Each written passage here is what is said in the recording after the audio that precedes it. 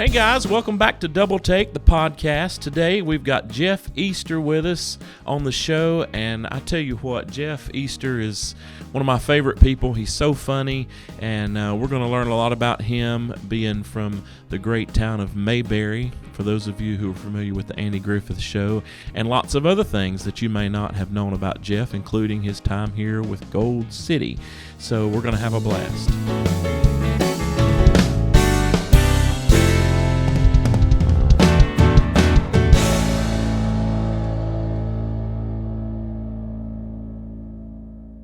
Well, tell us what's going on in the world of Jeff and Sherry Easter. Busy. Basically, at 65 and Sherry will be 63, we are doing as much or as little as we want to these days. I think COVID changed all of our minds about how traveling, where you don't have to work every weekend. So these days, if there's a scattered date, nothing's booked on this one weekend but one date, we'll move that date and say, hey, leave that weekend open. Yeah. And I tell Becky Simmons at Books, if I ain't going to make no money, I'd rather stay home and not make no money. There you go. It's a good plan. Good. Being at home is nice. It's nice. And let me clear that, too. A lot of people, well, you're in it for the money, brother. No. We sang for free. Driving that bus and setting up and tearing down equipment's what I charge you for. That's right. Yeah, we sang on stage. It don't cost I ain't never put the price on the gospel. I'll never do that. That's right. But I get on stage, I sing for free, but I'll charge you for diesel fuel and driving and setting up and tearing down and paying my employees. And keeping up Sherry. Keeping up turquoise. You know, when I first started with the Kingsmen in 2012, I didn't care if we was gone 225 days. Yeah. But now, How old were you in 2012? Well, I was 25 when I started with them. Life changes kind of at 30, don't it? So when life changed, I'm 38 now. So I'd rather be at home now than. Well, for Sherry and I, Madison, our boy, lives in Los Angeles now with his 2 grand. We see them 2 or 3 times a year. Morgan's in town. She has her life with Landon and the 2 girls, and they come over a lot. But these days, it's just me and Sherry. We might pop up and go to the beach house or go to Vegas. Or we went the other day in Vegas. She wanted to see Keith Urban on a Wednesday night. I said, hey, let's do it. I got to looking. Barry Manilow's on Thursday night. Then I saw Garth Brooks is on Friday night, and the Eagles were on Saturday night. So we did 4 nights of music right there. Oh my goodness! And what those artists! Wow, it was really good. Wow, that's amazing. That's a star-studded lineup. So you ended with the Eagles. Yeah, at the Sphere. I call it the Sphere. Right, we were talking about the Sphere. That. The Sphere. Was it you and I talking about that last night, or was that Joel? It was me and Joel talking about it. Wasn't me. The Sphere. So that deal with you being a sound nut. That's all those different. That whole setup is like it's all individual speakers. He got up. Don Henley said the reason it sounds so good. He said I think he said it's 150,000 speakers. Yeah, it's nutty the way it's done. So when you're sitting there listening to them, it's like sitting in your living room listening to an album. So are they doing a residency there, or are they just playing there? They did it. They added some dates. They're coming back in September. That would be neat to see. I know Kenny Chesney's coming in, and Backstreet Boys, a different one. But the Eagles, they were amazing because all the video that went with it. It's just the venue is as impressive as the Eagles were. Wow. So Vince Gill was with them. Yes. That'd be neat to hear. And it's funny watching them because I heard so many funny stories about because Don Henley's all about the music. It's no cutting up, no having fun. I mean, it's just serious. And to see Vince Gill in that, he just sits there and sings the song. Yeah. One song, what's the crazy guy on the guitar? Joe Walsh. Oh, Joe, yeah. He went over and got with Vince, and they rubbed backs together at one song, and that was it, man. Huh. But it was great music. Yeah, a bunch of old guys just making incredible music. Yeah, it's crazy. How about kind of like you guys? Well, it's getting older every day, brother. Trying to. Hey, I know you and I have something in common, Jeff. We're both from North Carolina originally, and you're from Mayberry. Yeah, man from Mayberry. Mayberry, North Carolina. Andy Mount Griffith's Airy. hometown. Yep. Andy Griffith went to Rockford Street Elementary. I went to Rockford Street Elementary. They tore it down right after I went there. But first through 3rd grade, I spent 4 good years in that school. I did 3rd grade twice. But no, that's where Andy Griffith went to elementary school. And now y'all do Mayberry Days. Yes. There. So did they really set that whole show up off Pretty that much. town? Yeah. Yeah. Floyd's Barbershop is there. Russell Hyatt was the actual guy's name, and he used to cut Andy's hair. But it's right beside of my daddy's music store. But Bluebird Cafe was there. Mount Pilot is really Pilot Mountain down the road. Of course, Raleigh, they talk like it's just up the road, but it's like 2 hours away. Yeah. And but yeah, most everything Andy talks about. The characters, I tell everybody I think I got Ernest T. Bass after watching my daddy, because I think my daddy was the original Ernest T. Bass. He never hurt nobody, but he broke a lot of stuff. He probably wanted to hurt a lot of people. No, he always had a good heart. He started drinking when he was 11, so he was an outlaw by the time he was 16, 17. Wow. In Mount Airy. So. And for those people who don't know, your family's the Easter Brothers. Yes, my dad is James Easter, the Easter Brothers, and North Carolina. He spent his prison time in Halifax County up in Roanoke Rapids area. And C.S. Grogan, old Church of God preacher, came in and brought his congregation and witnessed those inmates. And my daddy happened to be an inmate. The first time he ever heard about Jesus, he thought churches were built for funerals and weddings. He had no clue it was a place of worship. And when he told him, the funny thing, he said, I know somebody that loves you, and he'll call you by your name and not that number on your shirt. And Daddy looked at his buddy and said, that man must know my mama. He said, no, he's talking about Jesus. Wow. And Daddy didn't know who he was. And so after Daddy got out, he met my mom, went to a little country church, got saved, went to an old 2-room shack, and wrote, "Thank you, Lord, for your blessings on me." Holy smokes. Which is a gospel music fourth class. grade education. Incredible song. Daddy had a 4th grade education, but he knew he was thankful for his blessings. You know, that's amazing. What a heritage. And then Sherry from the Lewis family. Yep. And be honest, I knew the Lewis family. I've been a fan of the Lewis family from the time I was a kid. I used to entertain my family mocking Little Roy, like, I tell you what, here come one we're going to do for years and years. And I'd mock him. And so I never dreamed that Polly had a girl as beautiful as Sherry. Was in Springdale, Arkansas. I was with the Singing Americans in 1984. Michael English was our lead singer, Rick Strickland, Dwayne Burke, Ed Hill, Martin Grisco on piano, and Milton Smith came a little later, but it was Martin, and I played bass. And Michael English had fixed my hair that night. You know, people don't know about Michael, but he went to cosmetology school. Right. He had to cut hair. So he had my hair fixed. I had Dwayne Burke suit on. Man, I was looking good. And I looked over. First night I saw Sherry, and I went over to introduce myself because I knew Polly, her mom. I gave her the song "They're Holding Up the Ladder," a song Daddy and them wrote. I remember that. Yeah. And the Lewis family did it, and I was hoping I had an in. I said, "Hey, Polly, you remember me?" She said, "No, I don't think I do." I said, "I'm Jeff Easter, James Easter's son." "Well, this is my daughter, Sherry." So Polly actually introduced us. Wow. She knew Sherry was looking. Yeah. And so. And you knew she had found her man. Well, at that time, she had a boyfriend. I had a girlfriend. That was in August of '84. September was Quartet Convention. I saw her. We was on our way out, and she's come, and she'd been looking for me. A funny thing, she thought she saw me at a softball game, and saw the back of me, and I was sitting with a blonde, and she kind of got upset, like, "Well, he's already got a girlfriend." And if she'd look closer, it was Lisa English, Michael's daughter, expecting Megan, their baby.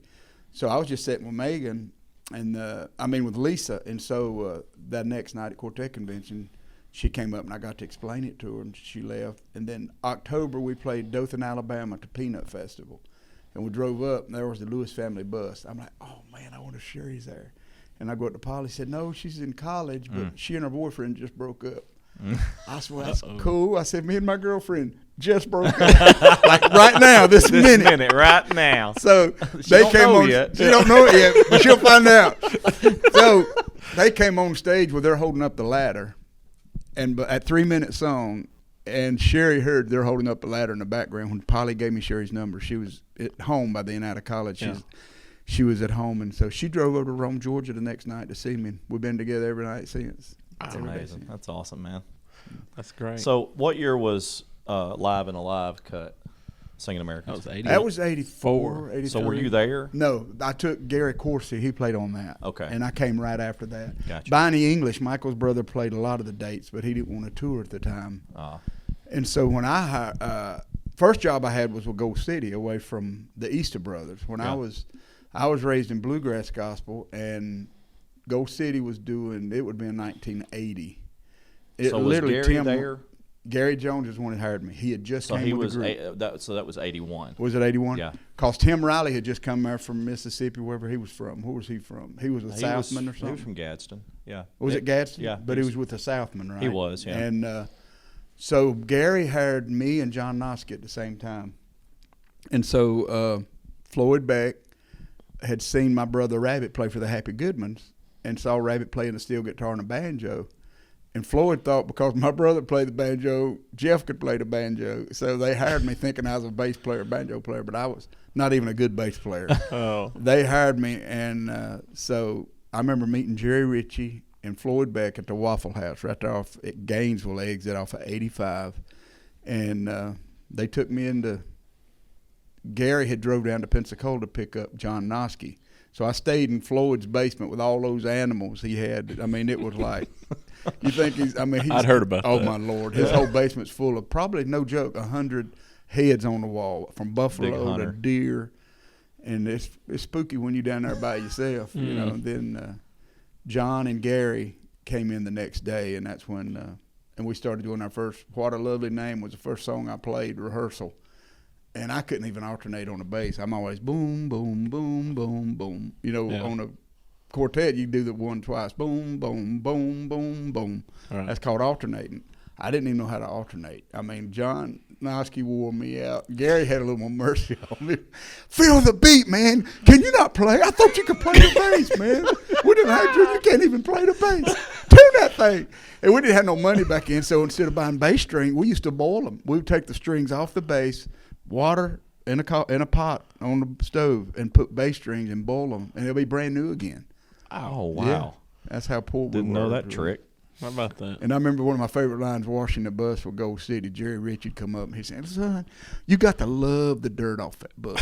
You can't just wash that bus." He'd take that brush. You got to love the dirt off that bus. You know, little things like that will stick with you, you know. You know, everybody thinks, so most people associate Gold City, most now associate Mike Lefevre as being the original baritone, but Jerry was actually the original lead singer. Yes, Jerry had the group with Floyd Beck. Right. And then they got Tim in, and then they hired, when I was there, it was Ken Trussell and Bob Oliver. Yeah. And Brian came right after I left. Bennett took my place. Ken Bennett, the bass player. Didn't even know him. Yeah, he played on the live Gold City album. Okay. The one where that was 82. The bass chimes and stuff. And he was a bass player, and Noski was finally glad to finally have a bass player. He knew how to chime. He could slide down there and go, "Purdue." So we saw Noski last week at Gary's service. So I didn't know anything about the service. I'd love it. Was it in Pensacola? Yeah, it was in Pace. Yeah, Pace Assembly. I knew they were going to do something, but I didn't know. I saw it on live. I saw y'all live. It was like a great. It was. But Gary hired me. He would been with the Dixie Echoes already for a long time. Well, he started. He was there a year. Yeah, it was he was doing that Singing News Singer. Singing News Singer with John Noski. And then he actually played for the Seago family for just a little while. I didn't know that. Until I didn't last either. Week. Yeah, I didn't know that. Well, you know what? Whenever Perry told me that, I did remember Lamar Seago family. Lamar Seago family. He did it for family. a while. And then the Dixie Echoes. Yep, singing in Dixie Echoes. Then he went with Gold City. Yeah, but he had quit the Dixie Echoes and was doing, I don't know what he was doing at that time, and they tracked him down. Jerry tracked him down, and Jerry called him, and he wasn't really interested. And Tim got on the phone with him because him and Tim always had a close connection. That's right. And so anyway, whenever Tim talked to him, he ended up doing it. He did. Those were some crazy times. Gary, me, and Noski, that's dangerous. And then I hired Jerry Lloyd. I brought Jerry Lloyd to the party. Yeah. I said, "I got this little redhead up in Virginia. You know, he's pretty green, but I didn't know that's where he came guitar. from. So that's around Fredericksburg, Virginia area. Montpelier. We used to work the Chicken House together with the Easter Brothers, and he played with the Collier family, and he had that old green Showbud steel guitar. And he played well, you know, but he came and joined the band to go with me and Gary and John. So Jerry went on and did a ton of engineering work in studio for Gold City. Yes. That was he did a lot of mixing and Yeah, and when we were cutting this last record we did, Gary came back and produced this last record for us. And Gary he said, well, I miss the old days. He said, just give me some 2-inch tape and Jerry Lord. And he said, I'd be in good shape because he was such a good engineer. Well, we hired him when he got done with Gold City at one time at Granite City Studios. So he moved to Mount Airy, North Carolina and worked for my family. We hired he and Noski from Gold City, and he stayed there 8 months or so to a year. Okay. Then I think when they hired Mike Lefebvre and that whole group came about, he went back with Gold City. I think I'm not sure exactly how. It was a time that he and Noski moved to North Carolina and played. So how did it work out? Because you told me the story one time of you leaving Gold City or ever how that went, and then going to did you go from there to the Singing Americans? No, I went back to Dad and them. I went back to Mount Airy and played for the Easter Brothers in about 82 at Granite City. And that's when Gary and, right after that's when Gary and John moved up to Mount Airy and worked at Granite City Studios. And then when did Brian and Mike come with the group? Well, Brian was there. Bob Oliver started, and then Brian went shortly. Brian came in April of '82. Okay. Yeah. Okay. Yeah. So that would have been Brian came right after I left. Yeah. I never worked any with Brian. And then I think Ivan came in '80. They had a couple lead singers. They had Ken Trussell, and then Crennenden, I think was his last name. He stayed for just a few months. I know they had John Reinhardt on piano before Gary Jones. Before Gary, yes. Wow. Yeah, John Reinhardt played piano. There's some record with his picture on it, Gold City. You brought up Granite City. My grandfather recorded a record at Granite City. Oh, yeah? What in was the his 80s. group? The Beacons Quartet. Well, if there's harmonica on it, I bet you I played out it. of Greensboro. You probably did. Yeah. Every day, man. We're doing like 4 sessions a day. And I ain't talking session. I'm talking about groups. The best record we ever cut, John Noski, was hilarious. We had a 24-track studio here, and Studio B had an 8-track T-Oc or whatever, Tascam, whatever that was called. And the Moose family came down from the mountains. There's a bluegrass band. And so we got in there. It was $65 an hour for studio time. So we was in there, and old Noski was engineering. I'm helping run cables, and was ready to go. And so we hit record. And we after the first song, we stopped and they said, whoa, what'd you cut the light off for? I said, we got to play back, make sure it's going to tape, make sure we got something going on here. He said, no. He said, how much is it? I said, $65 an hour. He said, don't cut it off no more. Dude, they had got home and rehearsed. They thought they had to go do.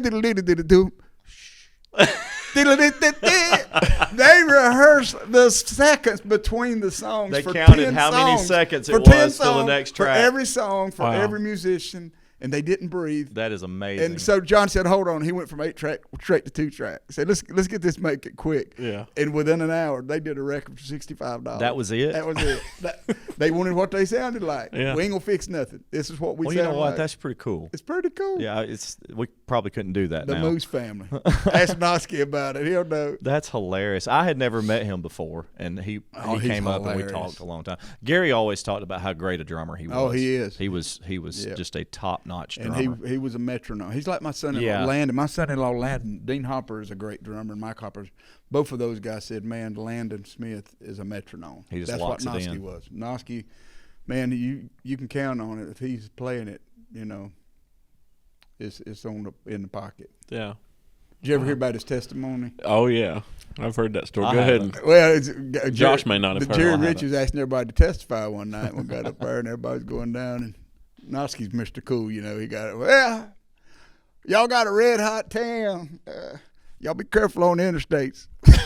That was his testimony. That was his testimony. That was it. You got a red hot town. Y'all be careful on the interstates. So Jerry was asking all you guys to testify? Oh, yeah. Wow. There was a story about the testifying thing, too. Oh, me? Mine was with the Easter Brothers, though. So, I was raised Pentecostal. Sherry's raised Baptist, so, So we had this good old camp meeting with the Easter Brothers, and I was about 17, 16. And so we was all having a good church meeting, and there's 3 Easter Brothers, and each brother has 2 sons. So there's 6 in the band. Me and my brother, my 4 cousins. So Russell and them, man, it was a good meeting. And about that time, he thought it'd be a good idea to let the Easter Brothers band was called the Easter Bunnies. He said, I think it'd be good to let the Easter Bunnies testify. So Russell Jr., he's about 24. He was the oldest, and he started out, and was all waiting on eggshells to see what he's going to say. He said, I'd like to thank the Lord for being here. Y'all pray for us as we do his will. I'm like, that's a pretty good first time. And then his brother, Roger, said, I'd like to thank the Lord for being here. Y'all pray for us as we do his will. I'm like, that's good, but that's what your brother just said. Then my brother, I'd like to thank the Lord for being here. Y'all pray for us as we do his will. And then Billy and Bobby, we all had the same thing. So I'm over here. I'm the last one. I got it memorized. I'm ready to do it. And Russell done got aggravated because the crowd's laughing because we all had the same testimony. And so Russell looks at me and says, Jeff, how long you been saved? Ooh, wait a minute now. That ain't the same question. Really changed up on you. So let me say, I got saved when I was 11. All that's going through my mind now. Then I partied a little bit when I was 15 in Pentecostal. school. Yeah. And he said, Jeff, how long you been saved? I said, I've been saved off and on about 5 years. He didn't ask me to testify no more. That was it. And the Baptists don't get that joke. No, that was hilarious. That was a true story. Hi, friends. This year we're celebrating 45 years in Christian music, and our 45th anniversary celebration is taking place Friday, June the 13th at the Memphis Quartet Show in beautiful Memphis, Tennessee at the Cannon Center. It's an afternoon totally with Gold City, celebrating 45 years of gospel music legacy with many special guests. It all takes place at 1 p.m. in the afternoon. Tickets are available at quartetshow.com or by calling 901-568-2389. Did you go from singing Americans and starting Jeff and Sherry? Is that? No, we went with the Lewis family. When we got married, This is a typical quartet man here. And Charlie Burke, he was my boss, and Dwayne Burke was the road boss. So many incredible singers and talents came through that organization. Oh, yeah. Yes. So, if you wasn't working, I think you get off on Monday, but if you're not working on the road, you had to be in the office doing something. You always got to keep your work. And so Mark Fain, when I got married to Sherry, I got Mark Fain to come fill in for me. And I said, hey, I'm going to get married June 18th. If you'll fill in that weekend, I'll be back. Took a weekend off and came back. I noticed Mark was still on the bus. I remember we played Sanford, North Carolina. I tell you where it was. Me and Mark was walking around the field. And I said, yeah. And I'm like, why are you out here? Because I'm playing bass. I didn't know nothing about it. So they didn't say a word to me the whole weekend. On Sunday, was riding back through Maiden. On Monday again, was going to PTL. And Dwayne Burke said, if the Lewis family offered you a job, would you go with them? Because we've only been married 1 week. I said, Lord, yeah. I said, but they ain't hired nobody but family. I said, this is my gig here. Well, if you don't mind, Mark Fain said he can stay here. I ain't got to worry about losing a bass player. His words, if you don't mind, how about bowing out? Now, how good of a bass player were you at that point? Were you pretty good? I'm pretty good by then. Okay. By then, right. So it wasn't just that you. I could play bout on my knees without messing up. That's got some off chords in it. On them, what was the English line on that? On those old rugged knees or whatever. Oh yes, he did. I used he was to wear what 20-something years old. When I think about those streets of gold, and I used to wear English out on that live record.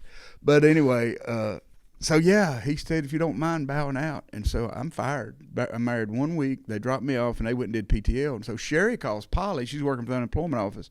We're married 1 week. She says, Mama, what's the number at PTL? I want to call Jeff. She says, I done told Polly. I hadn't told Sherry yet. Mm-hmm. And Sherry said, you don't need to bother him up there. And I'd went to Mount Airy to do some sessions and make some money for that week. And figuring out how I was going to tell Sherry I got fired. And so Polly said, I got some good news and bad news. The good news is the Lewis family hired Jeff and Sherry. And the bad news is the Singing Americans fired him. That he don't have a job with them anymore. But the way the Lewis family hired me, you'll love this. The Lewis family, Mom, Pop Lewis, Little Roy Wallace, all of them made the same amount of money. Then Travis made half of that. Then Lewis made half of that. So if they made $1,000 a piece 1 week, Travis made $500, Lewis made $250. If they made $500, $250, right down. Right. So Pop Lewis said, "Here, I'm paying too much in taxes. Y'all just give Jeff half my money." Oh, wow. So Pop Lewis took his cut to give. So me and Travis and Pop made it. So it didn't change the payroll for Mom Lewis. She just Pop took a half cut in his pay so they could put me on. And was there for 3.5 years from 85 to 88 and a half till Madison was born. Okay. And it was time to start Jeff and then that's when I worked at the bus shop at Talmadge. Everybody said, how do you know about buses? Well, for the whole year of beginning, when I left the Lewis family, I worked at Talmadge just working on old buses. What town was that in? Augusta. Okay. It was an hour's drive. We live in Lincoln. Sherry would drive an hour to Athens to the unemployment office, and I drive to Augusta at the bus shop for a year or two until we did our first Jeff and Sherry date New Year's of '89, and was at the Hallelujah Supper Club. So did you have booking agent, all that Not lined at up the at beginning, that time? no, but we did the first one in a 626 Mazda. I only had one microphone stand. Wow. Just the two of you? And just me and Sherry drove Wow. up. She was still pregnant with Madison, and this Chet Stoltzfus, a friend of mine up in New Holland, Pennsylvania area, he loved our music and been selling our records, and we had a sold-out place with the Gospel Express, the Nelsons, their family. And that was our first Jeff and Sherry date. And then Rabbit joined me, and then Joel Lockwood, and that was the first band. And our first official as a group was New Year's of '89. '89. So when did the Gaither thing really hit for you? 90, Sherry was pregnant with Morgan. She's born in '93. So '92, we did Roses of Bloom Again on the Landmark video. So it happened pretty fast. Mm-hmm. Wow. Yeah, Michael English was still producing our records. And we were going out on the road, and Michael was in Gainesville, Georgia, at the Georgia Mountain Center. And we're going out, and I told him, I said, we'd love to hear you with the Gaithers. He said, yeah, come on over. And I got there, and on the way he said that Bill wants to meet you guys. And so we drove up. I had my old MCI 7 and pulled to the back, and Gaither comes out. Just, how nice. Bill's just as normal as they come. What kind of bus you got? Like he even knows what a bus is. So we talked, and he said, you guys want to play tonight? And said, we'd love to. So during intermission, we set up drums, steel, dobro, the band. And then as soon as the second half started, we kicked it off. And we just singing Roses of Bloom Again. And we could hear Bill in the back. What a voice. What a song. Wow. What a voice. And a couple of weeks after that, we did the Landmark video. So Michael English is the one. So was that? So I don't those videos. So the original Homecoming video was just that. Yeah, that was the first one, and then that was the album off of where they did Temporary Home and Vestal and all that was Michael's idea with Larry Gatlin. Bill's idea to get but Michael really pushed to get the Southern Gospel, whatever song was he wanted Vestal on. And then Larry Gatlin got involved with it, trying to get everybody. And then they did the first one around the piano. That was incredible. Then we did Landmark, the next one we were on. Okay, so it was the second. And it was two. He released two at the time, VHSs. I forget. It was a black looking one. I can't remember the name of it. But the one that had Roses of Bloom Again was Landmark. So that I had not figured that in my head that it happened that early for you guys. That's really neat. And then the tour started. And that's when that whole thing exploded. Yes. And gospel music really went to a place it hadn't been probably. It did. And we would go to arenas, because of the videos. He was selling more videos than like Michael Jackson or Beyonce or people who because these old people want to see the old gospel people. So he was moving a lot of videos. And it was a great help to all those old artists. Yeah, because we used to go of them weren't doing anything. Nothing at all. We'd go to Columbus, Georgia, and JKS. It was a concert we'd do called Meals on Wheels. And every time we'd go there, you can count on old JKS. He would just come out as a fan and sit in the audience. Unbelievable. He'd sing if you asked him to, but he really didn't want to. He wanted to enjoy the music. But they were the good ones. We'd always cut up. When you see somebody walk in a church, it looks like or sounds like Vestal. So there's Vestal over here, Rabbit, and sure enough, we was in Lebanon, Tennessee, and here comes Vestal and Howard, a little old country church, and here comes Howard and Vestal, and I got her up to sing a song with us, and she said, y'all don't believe this, but y'all go out there in my car right now and see whose cassettes in my dash, and she was listening to A New Tradition, our first album. How about that? They were always so nice. They were. The Howard and her, we were, so I was like 15 and dating a girl, and went with her family to hear the Isaacs. They had become friends. The Isaacs were just getting started up in Rainsville, And Howard and Vestal were there because Vestal was from Fife. Yeah. So that was her Highway Church of God was right there on Sand Mountain. That's where she was from. And Cat Freeman, her brother, they were all raised in that area. And I remember meeting them that night, and they were just so kind. I didn't really understand because I had come along a little after that era. I didn't understand the royalty that they kind of were. Oh, my Lord.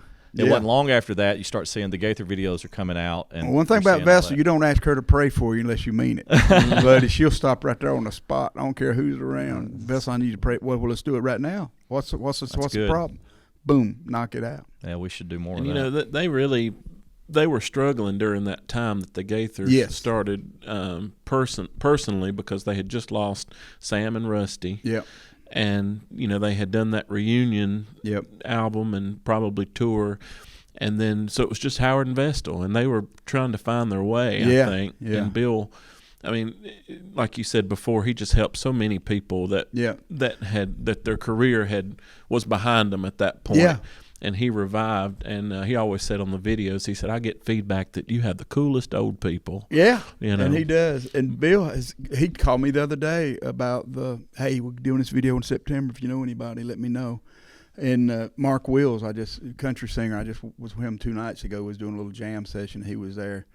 And he wants to see if Rhonda Vincent, I just saw Rhonda, and Bill said, yeah, bring her on, you know, because same thing with the Isaacs. He didn't know the Isaacs. He asked first time I heard of Doyle Lawson. He said, "What's this Joel Dawson guy?" I said, "It's Doyle Lawson, and he's royalty, bluegrass royalty." And it's really a different. It really is a different bluegrass. But you know what's funny? I can say this about Tim Riley and George Yonts. When I was with Gold City, you go on Cathedral's bus, you're gonna be listening to Doyle Lawson. Tim Riley and George Yonts loved bluegrass. They loved it. And they loved that Doyle Lawson. They had that Rock My Soul album. If you ain't got it, you need to get it and listen to it. It's got some of the best a cappella quartet singing. And it's just raw. That's what they loved about it, was the rawness of it. But Bill had asked me, Tony Green, Bill asked me about the Isaacs. I said, they're incredible. They're the most talented kids you'll ever meet. And then I went to him about Tony Green because Kim had been there and she felt she didn't want to push her family on him, you know. Yeah. And I asked him, have you ever met Tony Green? He said, no. I said, dude, you think I'm funny? This guy is hilarious. And then right after that, he put him, and they did that Jingle Bell story in one of the videos. And Tony to this day is one of the funniest people I'd ever met. Yeah, you know? He was hilarious. But Bill, he takes advice, especially he'll call who's doing what out there now, and he appreciates, because he knows I'm out here. Well, everybody. Wesley Pritchard called me about who could sing tenor on so-and-so, and I said, Chris Jenkins is pretty good. So I threw you that bone. You did, and I appreciate it. But if he's late for a sound check, Jeff Easter can sing Carried Away, buddy. He can. Buddy. That's right. That. I can sing just as loud as you can.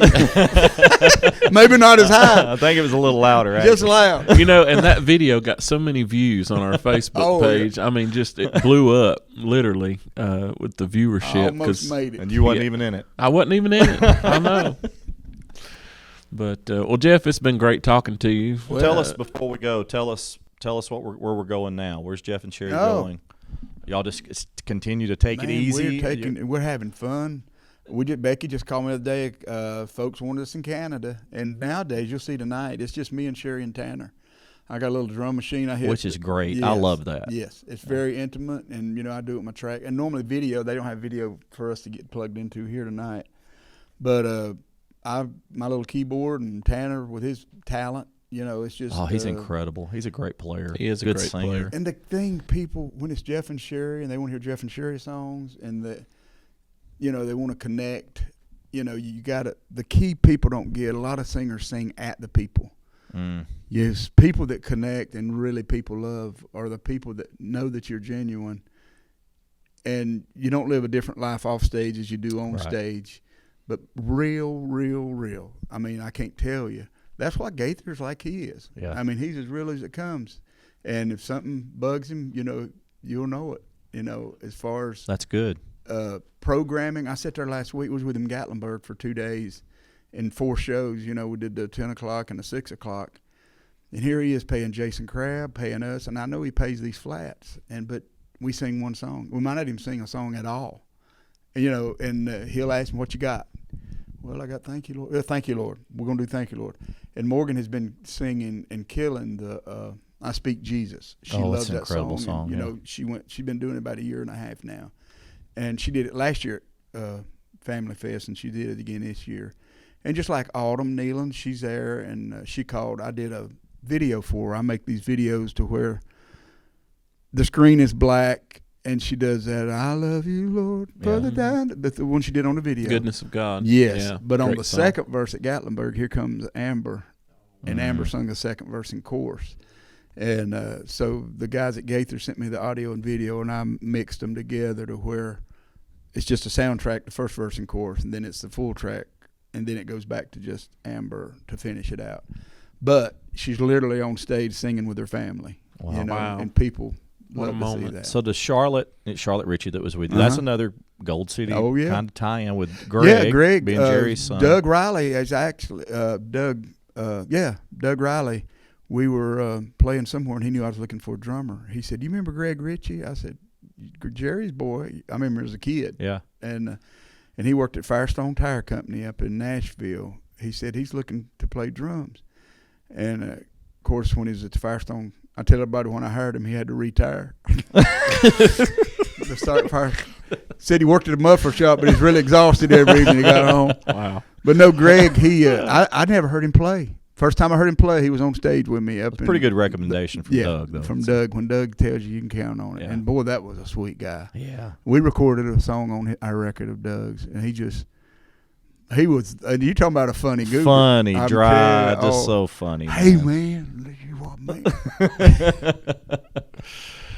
Now, y'all do a homecoming every year, too. Yeah, Mother's Day. Yep, Mother's Day weekend. Yep. Nice. I've had y'all there. Gold City. Be nice if we could go sometime. Yeah, y'all been there. I've had Gold City there. Not y'all. Y'all ain't been there? You might not y'all. Since me and Josh have been here. Oh.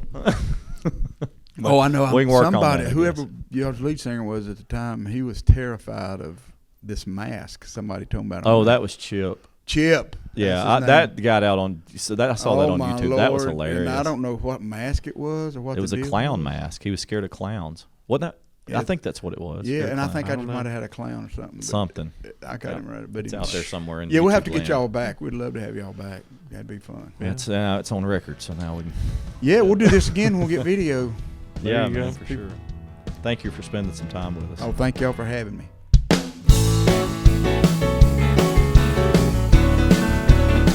The podcast is produced by Jackson Calvin and recorded by Dylan West. Thanks so much for listening.